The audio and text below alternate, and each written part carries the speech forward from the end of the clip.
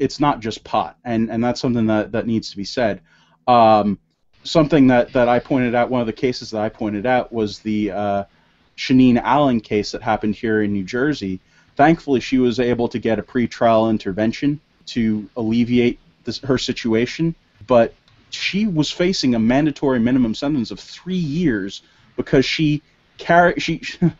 how insane it is. She lives in Philadelphia. She got a concealed carry permit. She has her gun to protect herself because of the neighborhood she's in. She made a trip across the state lines into New Jersey, and she got pulled over by a police officer, and silly her, she told the cop that she had a gun and she had a permit for it, which is illegal. It doesn't carry over from from Pennsylvania to New Jersey, and she was facing 3 years in jail.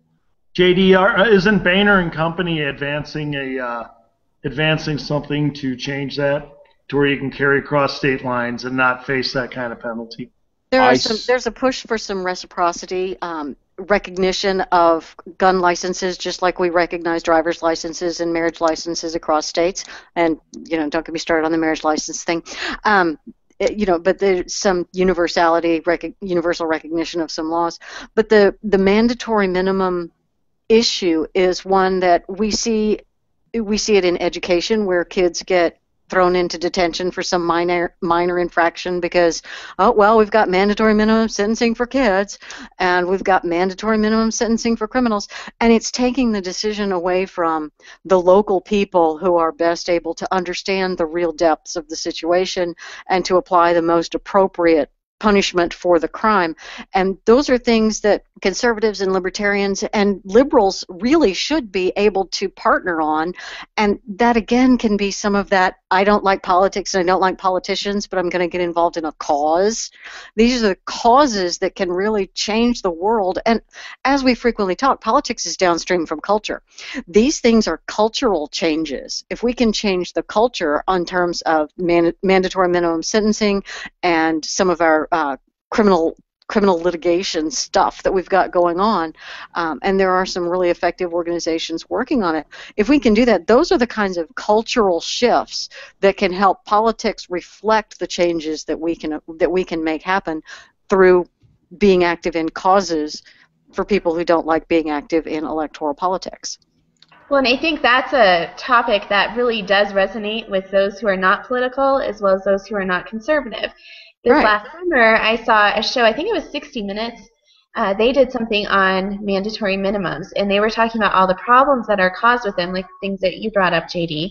And one of the reasons that they're so popular is because district attorneys who are elected and judges who are elected can point back and say, look at all these criminals that we put behind bars. We're tough on crime. But since the public doesn't understand the mandatory minimums and they don't understand what these quote-unquote crimes are, it's an educational gap. So we need to make sure that people are understanding what's truly going on.